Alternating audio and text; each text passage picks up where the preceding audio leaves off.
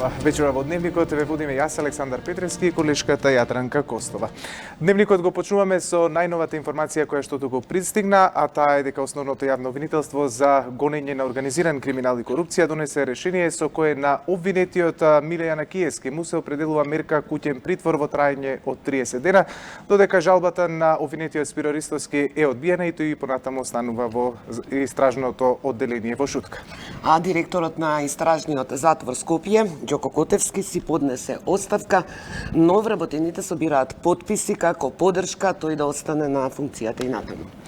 Од одлуката на членовите на мандатно-имунитетната комисија ќе зависи дали Велјановски ќе оди во притворското одделение во Шутка. Во ова издание на Дневникот, а секако имаме и гости. Да, најавувавме еден, но имаме двајца. Првин Александар Диневски, кој скоро 2 години беше подстанар на истражниот затвор Шутка, па со него ќе разговараме околу правилата на игра и куќниот ред таму, а потоа и колегата Алирим Дулови од весникот, основач на весникот Кога. Останете со нас, почнуваме веднаш.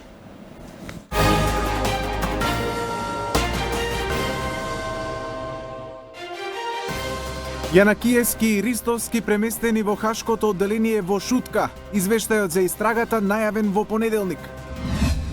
И народниот правобранител го истражува инцидентот во затворот во Шутка. Расправата за одземање на имунитетот на Велјановски продолжува утре. На 15 март пресуда за крвавиот четврток. Со лажни вести на социјалните мрежи се шири вознемиреност меѓу граѓаните.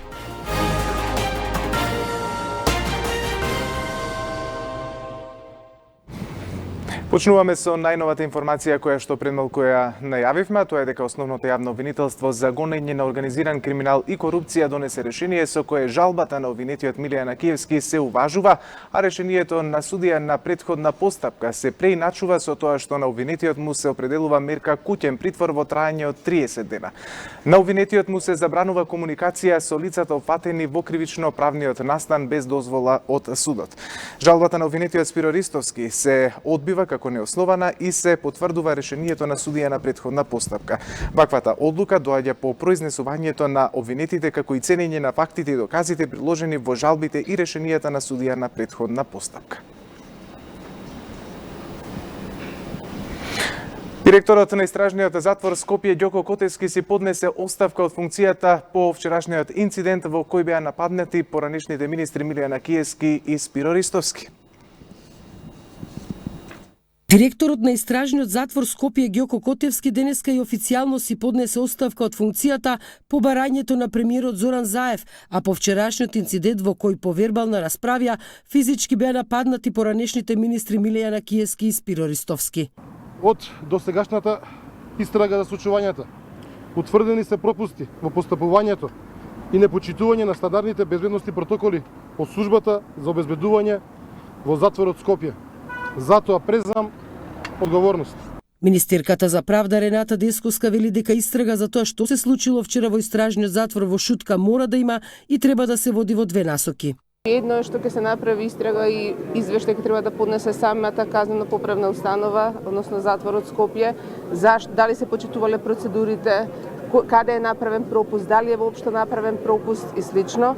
Понатаму тука станува збор, ако веќе има употреба на физичка сила, тоа е кривично дело кое што треба да биде предмет на истрага и на јавниот обвинител. Првиот човек на републичкото јавно обвинителство Љубомир Јовески вели дека надлежен јавен обвинител ќе испитува дали можеби некој од полициските службеници во затворот ја пречекорил службената положба. Особено во делот на пречекорувањето доколку има на овластувањата на определени службени лица, сега во рамките на обвинителството за организиран криминал и корупција постои посебно одделение кое што ќе ги истражува овие случаи, но не знам во моментот дали е тој таков.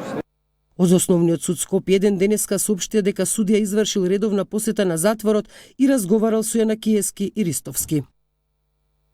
Обвинетиот МЈ пред судијата изјавил дека по вчерашниот инцидент се здобил со повреди пошто бил пренесен во градската општа болница 8 септември, каде му е укажана медицинска помош.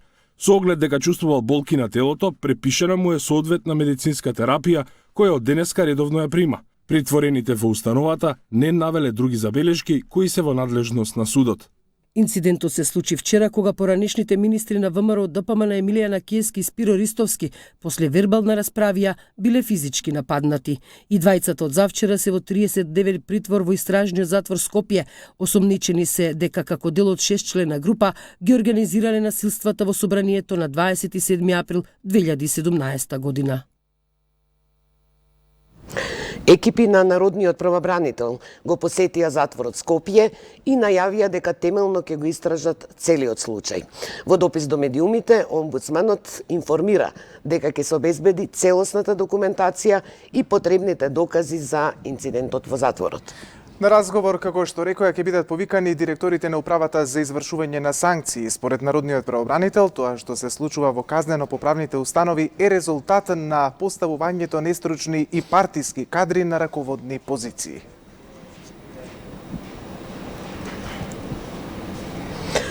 Сега минуваме, имаме гостин во студиото, веќе го најавив, Александар Диневски. Добро вечер. Добро вечер. Јас ве најавив како човек кој 2 години поминал во истражниот затвор Скопје, сте биле безмалку 2 години, да речам, подстанар Точно. на оваа локација, па, како што велат, можеш да прашаш гаталец, но еве подобро да прашаш паталец. Од овие информации што стигаат, а се понекогаш многу различни и контрадикторни, вие го познавате добро, да речам, куќниот ред во ова локација.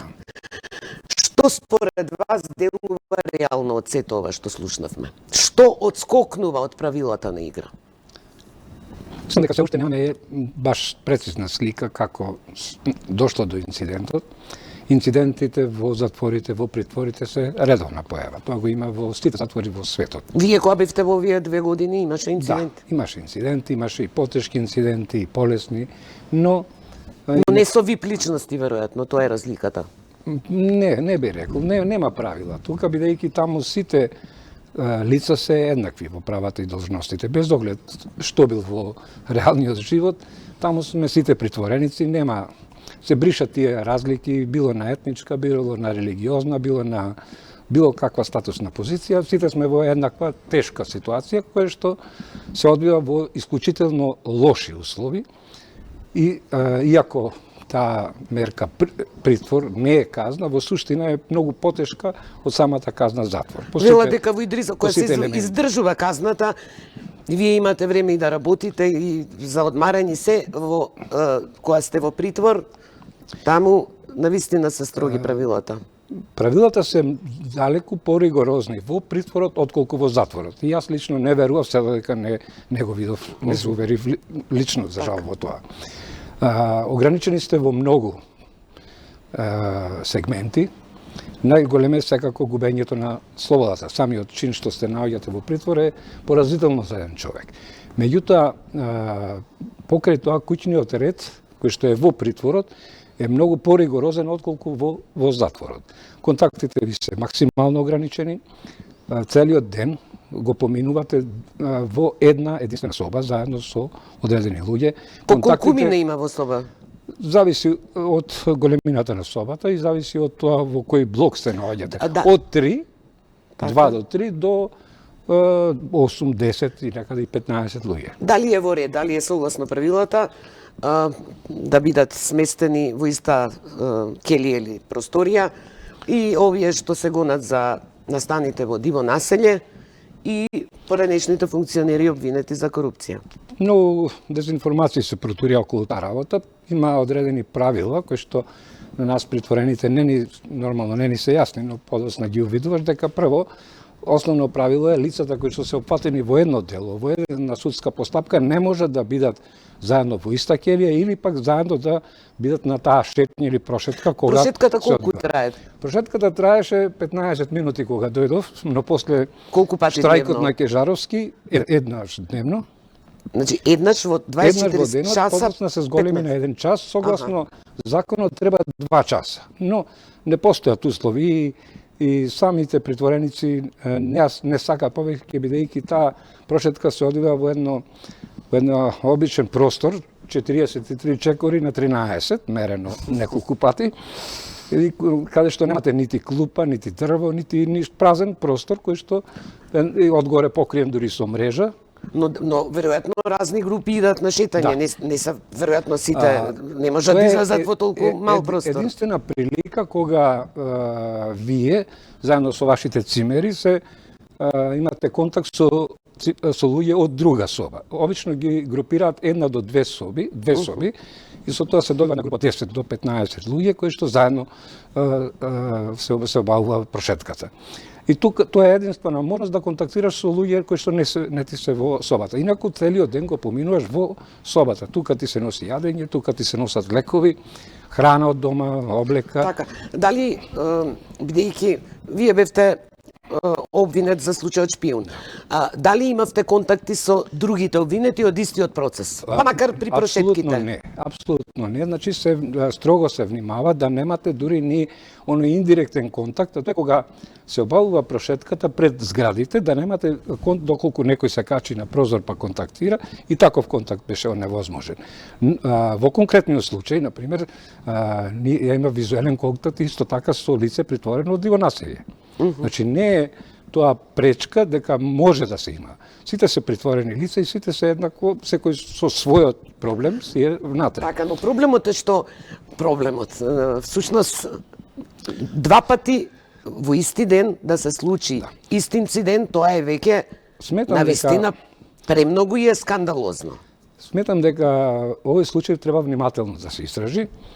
Не би бил толку строг за давање на една оценка пред да се согледаат сите елементи, бидејќи веројатно со оглед на тоа што тие прошетки се под видеонадзор, постои видеоснимка. Има тука и присутни било претворени лица, било службени лица кои што ќе напишат во изјавите што се случило. Значи не е проблем тоа што овие лица биле со претворени лица од диво населје, бидејќи според моја последна информација Милијан Акиевски претходно бил со истите тие лица и немало никаков проблем.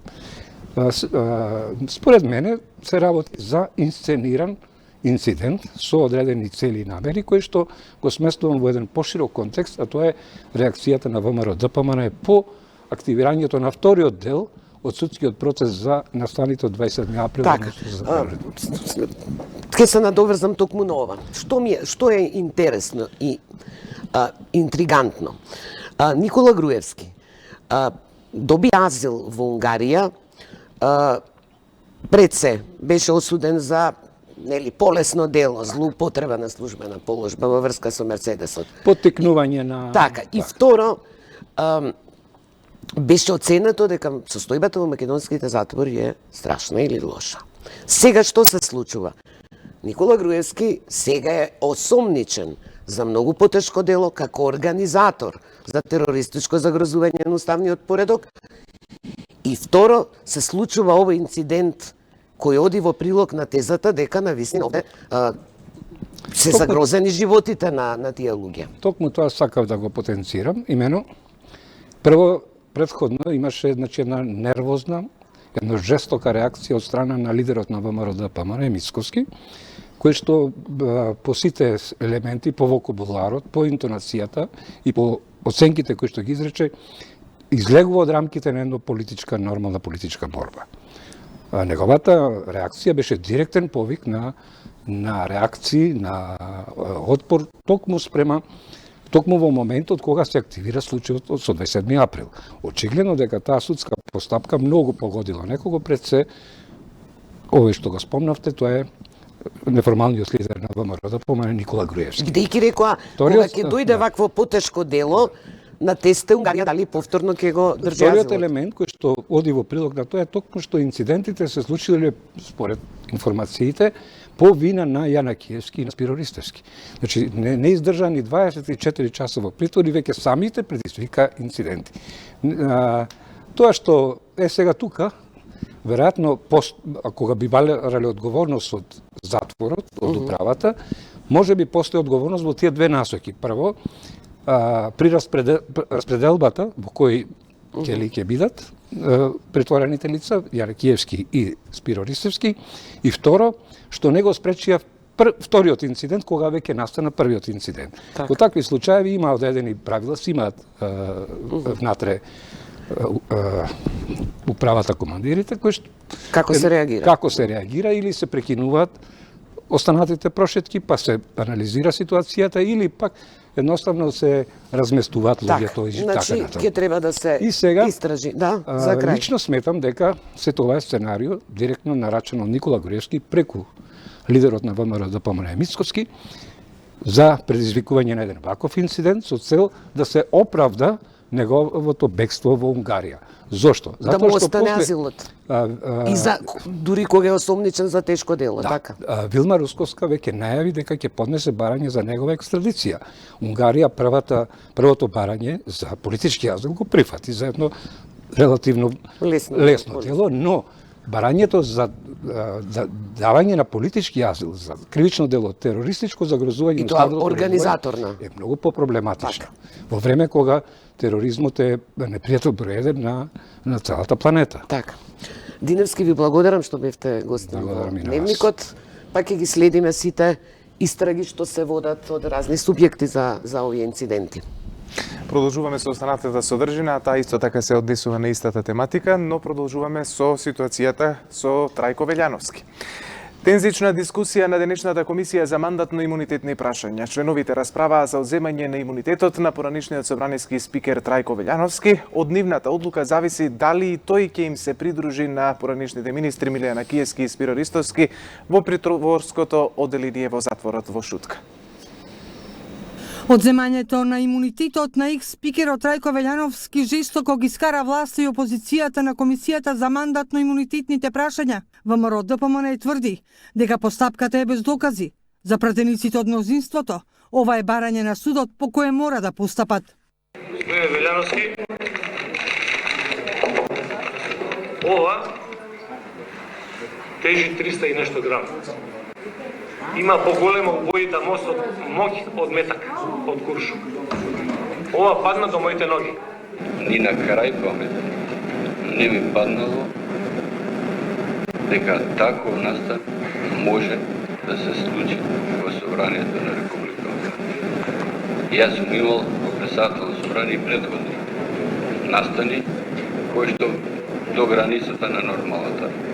Имало случаеви кај што пратеници од СДС ми влегува во кабинетот во 2010-та. 30 пратеници кои беше за законот за стечај, знаете случајот. И ги смириме работици. Мисовски посочи дека Никола Груевски ги пуштил низ вода и дека со инцидентите од 27 април некој сакал да ги убие. Како и на кој начин колегите од Социјалдемократскиот сојуз успеа да се качат горе во прес-салата. Јас сум пратеник во рамки на собрание и се уште не знам како да стигнам горе до прес-салата. Како тие со маските на глава и активисти некои на некоја политичка партија експресо стигнале од влезот преку кабинетот кај председателот или тогашниот преседавач помеѓу две железни врати. Еве ви тврдам, сега заедно јас и вие да отидеме, да го посетиме сегашниот председател Талат Џефери, може би ќе се збуниме во лабиринтот. Независната пратеничка група на ВМРО ДПМН најави дека нема да гласаат за одземање на имунитетот на Велјановски. Во расправата често беше споменуван и синотешниот настан околу екс-функционерите Спиро Ристовски и Милијана Киевски. Сакаме да се обратиме и до Христијан Мицковски. Тој, како председател на ВМРО ДПМН, треба да свати дека има поважни работи од тоа да биде сликан.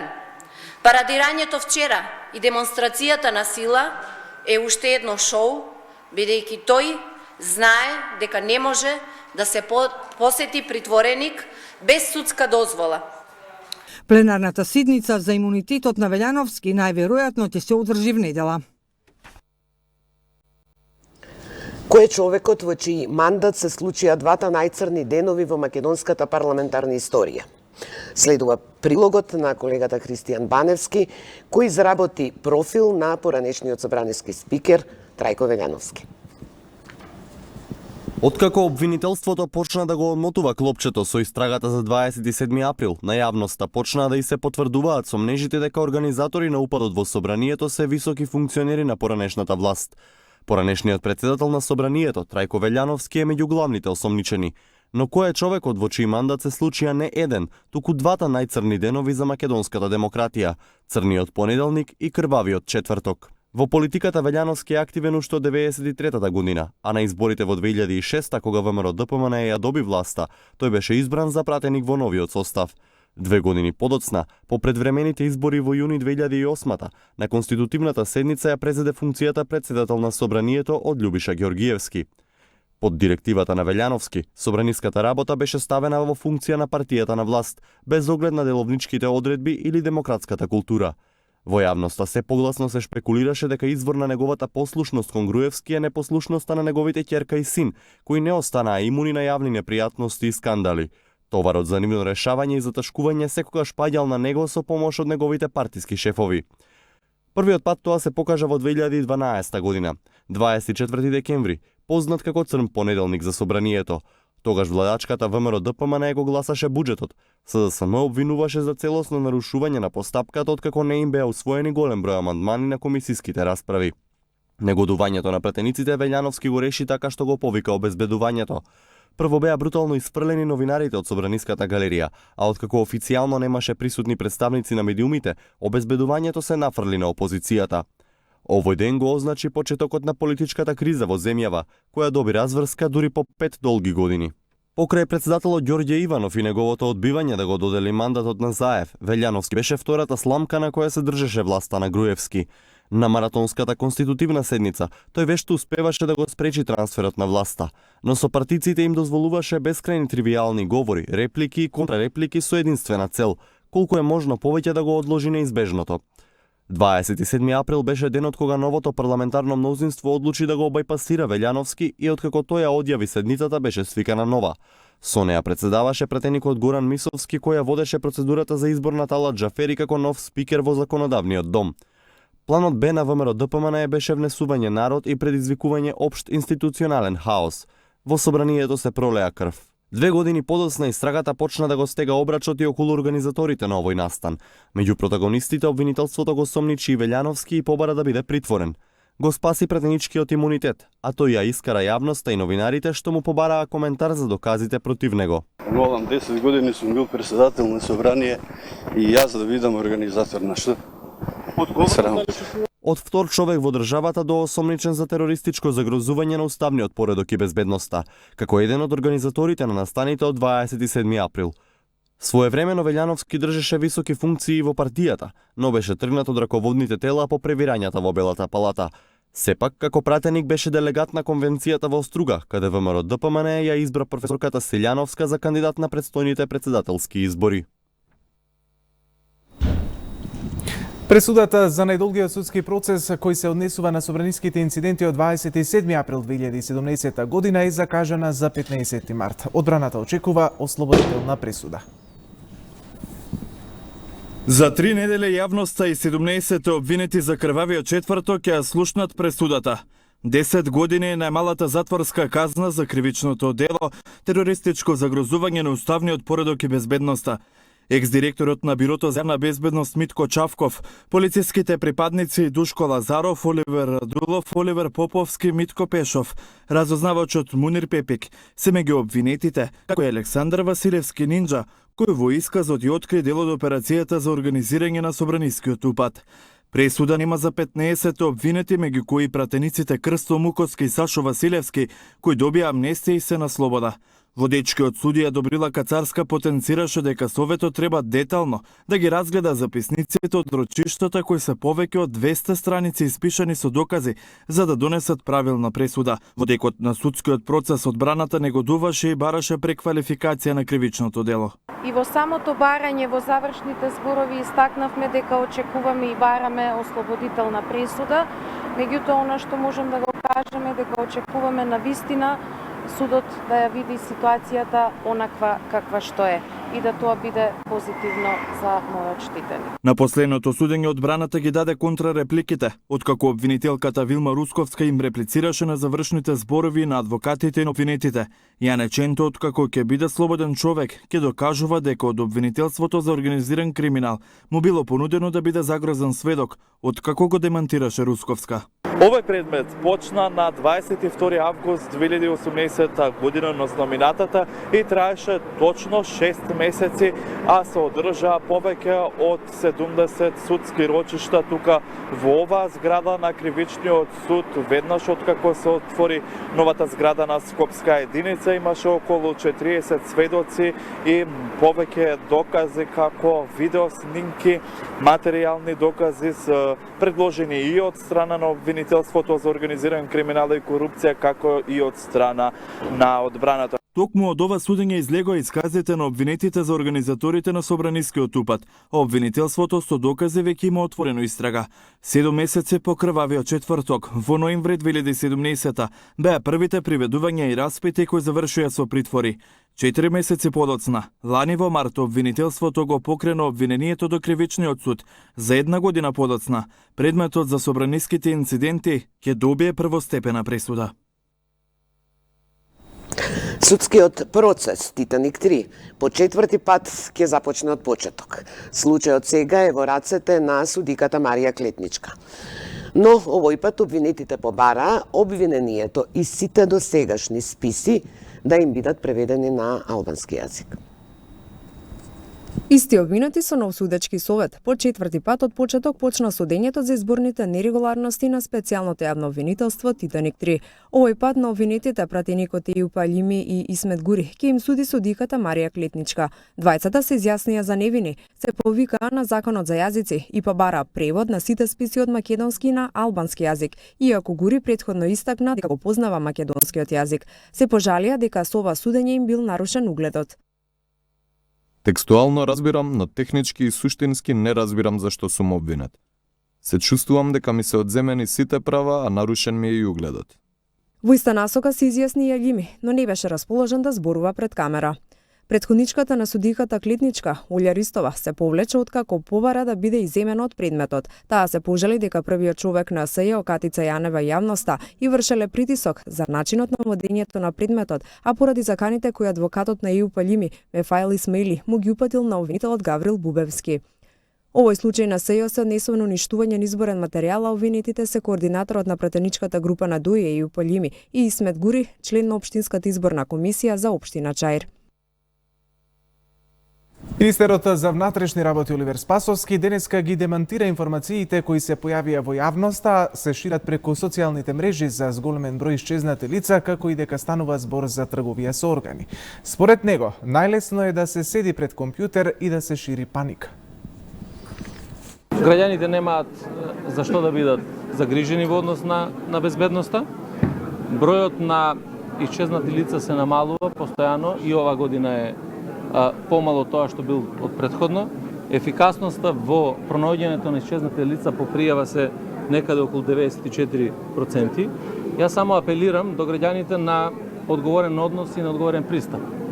Затоа што најлесно е да седите пред компјутер и да напишете нешто на социјалните мрежи што ќе ги вознемирува дополнително граѓаните на Република Македонија. Вчера прочитав некакви информации за наводни исчезнувања, па после тоа се наоѓале луѓето со недостаток на одредени органи и така натаму. Апсолутно ги демантирам овие работи. Значи, сите овие случаи кои што се на исчезнати лица, пронајдени, починати и така натаму, се врши обдукција на нивните тела и се знаат точно извештаите. Се враќаме во студиото. Нашиот втор гостин, колегата Лирим Дулови, основач на весникот Коха. Добро вечер. Добро вечер. Но моето прво прашање ќе биде поврзано со твојата позиција, функција на председател на Асоциацијата на печатени медиуми во Македонија, во која дел и Фокус, нели, кај што сум и јас дел. Асоциацијата започнува од иднава недела кампања против говорот на омраза. Зошто и како тоа ќе изгледа? Па, и денешните вести, па и последните случувања ја наметнуваат потребата да се почне кампања против говорот на омраза. Добро е тоа што ние, како Асоциација на печатени медиуми, вкупно 17 медиуми на национално, локални, на различни јазика, на албански, македонски, турски, па и влашки, се одлучивме да почнеме први со ова кампања кај што ќе повикаме на подигање на свеста кај луѓето да говорат слободно, но не со говор на омраза. И сега таа кампања ќе почне од идната недела и ќе биде реализирана преку објавување во секој ден во сите печатени медиуми во државата. Но и во електронските верзии на печатените? И во електронските верзии ова ќе само биде да масовна. објасниме, дека ова не е некаков странски грант, не знам пари, Не, ова дека нема никаква врска со само Ние иницијативно само иницијативно ние сме свесни дека говорот на омраза има премногу слобода. Ако нешто треба да направиме како печатени медиуми, треба малце барем да почнеме од нас самите, да не им даеме простор во нашите медиуми, но не зборам само во делот кај што во новинарските трудови. Туку зборувам и во делот, секој медиум има свој фан пејдж на Facebook и таму врие од омраза, ние треба да воведеме и некој начин на поголема контрола и отстранување на сите тие коментари кои што... Ако што... собирот опсечно го организираше во Струга, минатата или кога беше, колегите од регионот рекоа дека на крај прекинале да објавуваат коментари во електронските верзии, затоа што ни еден медиум не може да вработи по неколку луѓе да дежураат за да ги тргаат. За жал. Така. Јас тука би влетал со едно прашање. Изминатиот период сме сведоци дека наголемо се шират лажните вести. Впрочем, тоа го посочи и во денешната изјава министерот за внатрешни работи Оливер Спасовски. Со оглед на тоа дека се ближат претседателските избори, сметате ли дека треба да се преземе некаква акција во овој случај? Тие сигурно ќе прогресираат во текот на кампањата. Да, како што ќе се ближи денот на избориве, тоа сигурно ќе излезе од контрола, ќе стане помасовно. Да, тоа е еден од следниве проекти на асоциацијата, затоа што навистина ние како медиуми се соочуваме токму со овој проблем. Значи сакаме да пак ќе имаме некои планови како тоа да се изведува, но тоа мора да биде во тесна корелација и соработка со државните институции, кои што мора да бидат многу потранспарентни и да не излезат во пресред на нас, посериозните медиуми, па да можеме да ги демонтираме сите вакви шпекулации, но во многу краток временски период, не да тоа земе замав, а после да биде тешко да се демонтира. Лирим, сега веќе во овој дел разговарам со тебе како новинар, аналитичар, коментатор. Да. Ги спомнавме веќе претседателските избори. Сега е познат само кандидатот на ВМРО ДПМН, професорката Гордана Силјановска-Давкова. Во овој блок на парламентарното мнозинство траат уште некакви усагласувања и преговори. Каква е атмосферата кај албанското гласачко тело? Ми падна пенгалата. Па, интересно е тоа. Кандидатурата на ВМРО сепак наметнува малце кај албанците по голема мобилизираност во однос на претходниот случај кога кандидатот на претходните избори кога беше случајот со Иванов и албанците буквално го бойкотираа целиот тој процес затоа што тогаш не успеа да најдат заеднички јазик со Да, но велат дека имал на контото на Иванов неколку десетици илјади гласови. Добрите познавачи на процесот. Не знам дека некој излегол за Иванов да гласа. Баш ме изненадува тоа, не знам колку е тоа точно. Но во конкретниот случај, јас ќе кажам дека кандидатот на ВМРО навистина... Какви се оценките кај албанците? Кај албанската јавност е многу негативни. Однесувањето на албанското гласачко тело, можам да кажам дека до негде е детерминирано со кандидатурата на Силјановска, која што кај албанците е синоним на министер во времето на во кабинетот на Црвенковски 92-94, тогаш се случува битпазарските настани, кај што имаше и жртви, меѓу тие жртви не беа сите албанци, имаше и една старица македонка, беше со таква политика.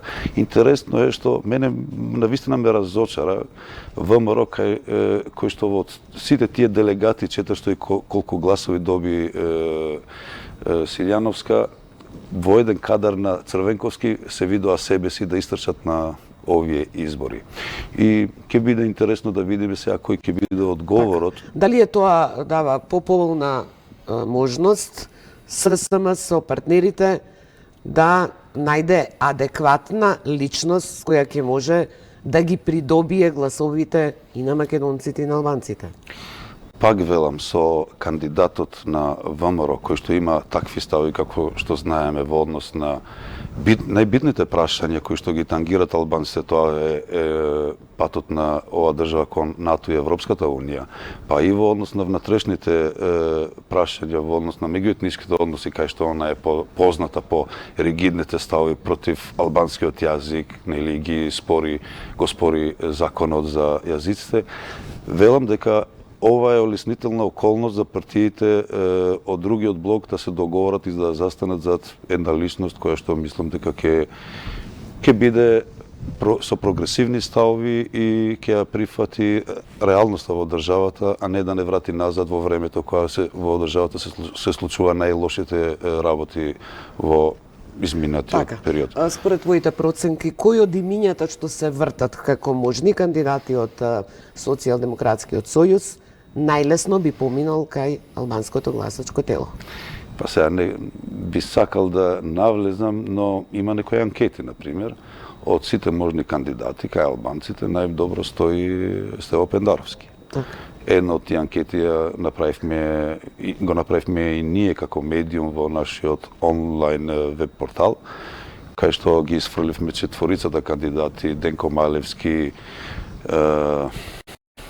Стево Пендаровски, Никола Димитров и Оливер Спасовски, и можам да кажем дека половина од гласовите ги доби сам Стево Пендаровски. Сега колку е тоа веродостојно, колку сепак не е некоја сериозна анкета. Последно прашање.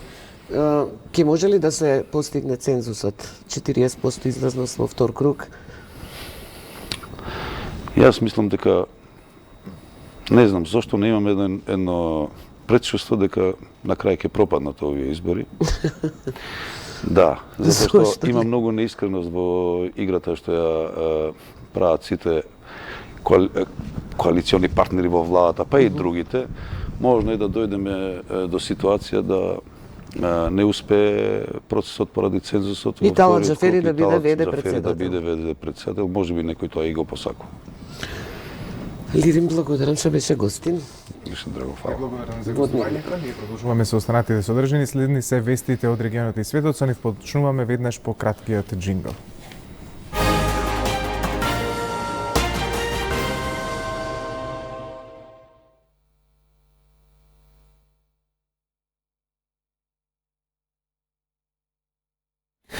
Убиен председателот на ракометниот клуб Црвена звезда. Телото на Мирко Бутулија било изрешетено со серија истрели од пиштолот на генералниот секретар на Автомотосојузот на Србија Предраг Ѓурчев. Во продолжение, како што најавивме, информациите од регионот и светот. Во попладневните часови во Белград убиен е Мирко Бутулија, председател на ракометниот клуб Црвена звезда и прв човек на Автомотосојузот на Србија. Според јавувањата на медиумите, 43-годишниот Бутулија е убиен од генералниот секретар на Автомотосојузот на Србија Предраг Ѓурчев, кој потоа си пресудил сам, а Бутулија починал во белградската болница. Бутулија беше татко на 4 деца, а мотивот за убиството е се уште непознат. Најмалку 36 камиони и 2 автобуси поминаа низ хуманитарниот коридор од последното упориште на територијата под контрол на џихадистите во источна Сирија, во близина на ирачката граница. Конвојот беше придружуван од камиони на кои беа поставени топови што им припаѓаат на бунтовничките сириски демократски сили, кои ја имаат поддршката од САД. Во последните неколку недели, речиси 20.000 луѓе заминаа од Багус преку хуманитарен коридор, напуштајќи го пеш последното упориште на Исламската држава. Но тогаш милитантите го затворија коридорот и ниту еден цивил не ја напушти територијата една недела, се до средата кога беше евакуирана голема група луѓе. Голем број цивили се уште се наоѓаат на територијата под контрола на Исламската држава, сместени во пештери и тунели, како и во околните куќи и згради. Портпаролката на Руското министерство за надворешни работи, Марија Захарова, денеска ги обвини САД и неговите сојузници во НАТО поради најавата за можно вооружување на опозицијата во Венецуела. Захарова смета дека обидот за достава на хуманитарна помош ќе биде искористен за предизвикување судири и ќе биде изговор за американска воена интервенција за насилна смена на актуелниот председател Николас Мадуро, кој ги затвори границите со Колумбија и Бразил со цел да спречи влез на хуманитарна помош од САД. Од друга страна, самопрогласениот председател Хуан Гваидо смета дека земјата има потреба од помош во храна и лекови. Демократите во представничкиот дом на Американскиот конгрес денеска представија резолуција со која се бара суспендирање на вонредната состојба во земјата, што минатата недела ја прогласи председателот на САД Доналд Трамп, за да може да изгради зид долж американската граница со Мексико. Нови предлог на демократите, Трамп може првпат во својот мандат да го искористи правото на вето. Некои републиканци сметаат дека потегот на Трамп е претеран и дека представува шлаканица на конгресмените за контрола над буџетот.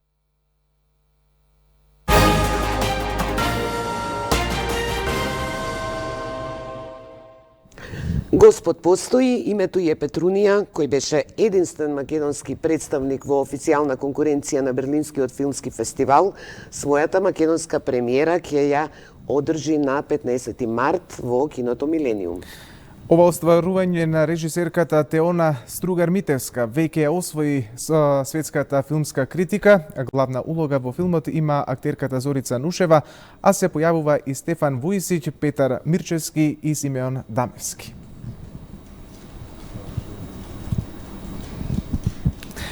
Сосема нов начин на изложување дела на најголемите уметници во париската галерија Лимиер. На љубителите на Ван Гог им се нуди посебно доживување. За какво искуство станува збор, дознаваме од прилогот на колешката Ива Трајковска. Делата на Винсент Ван Гог ќе добијат сосема нова димензија. Најисклучителните дела на овој холандски сликар добиваат нов живот благодарение на изложбата во галеријата Лимиер во Париз. Сликите се со огромни димензии, проектирани на ѕидовите како и на подовите на ателието, а и се придружени со музика што само го зголемува впечатокот. Некои од неговите најпознати дела се презентирани на подовите како и на ѕидовите, со што гостите се почестени со визуален спектакл од најпознатите ремек дела на овој холанѓанец, кои ќе се трансформираат пред очите на љубителите на неговата безвременска уметност. Звездината ноќ, едно од најпознатите дела на Гог, кое е настанало во 1889 година, ќе биде презентирана на таков начин што посетителите ќе се почувствуваат како навистина да се дел на сликата. На сликата е представен погледот од прозорецот на собата во санитариумот во кој уметникот престојувал. Сликата е насликана во дневни услови посеќавање. Ван Гог е најверојатно еден од највлијателните сликари во историјата на уметноста и можеби најголемиот постимпресионист. Љубителите особено го почитуваат поради живите бои од сликување на чувствата. Оваа мултимедијална изложба во Париз ќе трае до 31 декември 2019 година. Јадренка, со оваа информација, впрочем и го заокружуваме ова информативно издание, но пред да се одјавиме, толку така, пред да се одјавиме да најавиме што следува во продолжение. Па, емисијата Спорт 1, таа е од 21 часот. А од 22 мои гости ќе бидат двајца пиар експерти. Тоа се Петар Арсовски, Никола Спасов, со кои ќе разговарам, ќе анализираме и дебатираме каква кампања не очекува на овие претседателски избори. После тоа така да не забораваме да го најавиме и Славчо со временската прогноза, односно за тоа какво време не очекува. Имате можност да слушнете од временската прогноза, метеопрогнозата на колегата Славчо Поповски, што следува веднаш по овие вести. Останете со нашата програма и имајте пријатна вечер.